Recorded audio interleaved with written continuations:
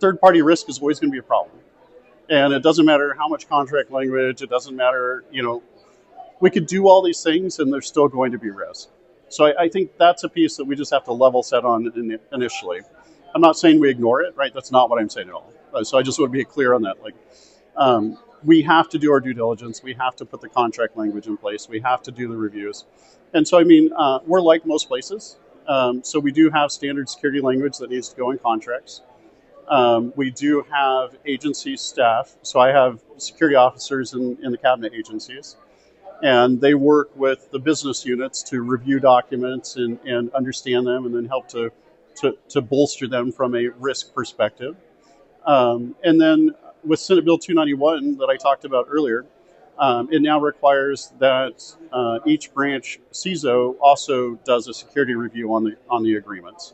And so that's fairly new. We're standing that process up, trying to figure out how to insert that into the right places so that we don't create unnecessary delays.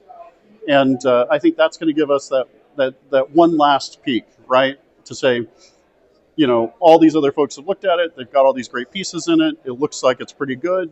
But really what I talked about earlier, I think the CISO perspective is going to be helpful too, because when we think about all the incidents and the other events that we're working on, we can take those lessons and roll that forward. And that's part of the perspective I hope to bring when I start looking at those.